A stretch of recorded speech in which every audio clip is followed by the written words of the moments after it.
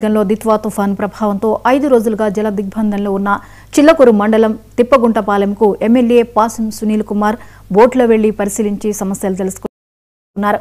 బాధితులకు 500 దుప్పట్లను పంపిణీ చేశారు. వంతెన సదుపాయం లేక తిప్పగుంటపాలెం జల దిగ్బంధంలో ఉన్నారు. వరద నీటి వల్ల బయటకు రాలేని వారికి స్థానిక టీడీపీ నాయకులు మౌలిక సదుపాయాలు కల్పించారు.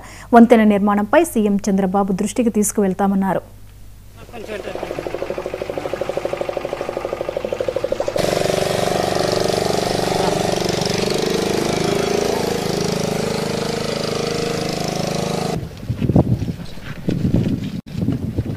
ఈసారి ఈ ప్రజలు చూస్తుంటే కడుపు మండిపోతుంది. జనాలు చూస్తుంటే ఇంతమంది 5-6 రోజుల నుంచి అన్నాలు తినకుండా టిఫిన్లు చేయకుండా ఇబ్బంది పడ్డారు. ఏదో నాయకులు పెద్దలు మా పార్టీ నాయకులందరూ కూడా కలిసికట్టుగా ఇక్కడ పేదలకందరూ కూడా సహాయం చేసినందుకు మనస్ఫూర్తిగా ధన్యవాదాలు తెలియజేస్తున్నాం. ఈ తుఫాను కారణంగా గూడూరు నియోజకవర్గంలో పెద్ద ఎత్తున నష్టం జరిగింది.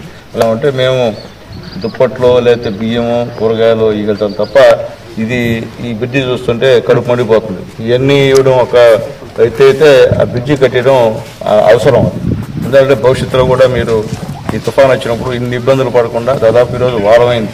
వారంలో రాకపోకలు బంద్, ఏ పనులకు పోయేటువంటి పరిస్థితి లేదు, బిడ్డలకి స్కూలుకు పోయేటువంటి పరిస్థితి లేదు. మీరు కూడా ఎక్కడ కూడా పనులకు పోయేటువంటి కార్యక్రమం కూడా లేదు. ఖచ్చితంగా ఈ విషయాన్ని కలెక్టర్ గారి దృష్టికి తీసుకెళ్తాం. ఖచ్చితంగా డబ్బులు పెట్టి పేదవాళ్ళకి సహాయం చేసిన విషయాన్ని కూడా ఒకసారి గుర్తు చేస్తాం. ఎందుకంటే తెలుగుదేశం పార్టీలో ఉన్న సిస్టమ్ ఇది, వేరే పార్టీలాగా పట్టించుకోవే పరిస్థితి కాదు. ఇది ఖచ్చితంగా పట్టించుకుంటాం.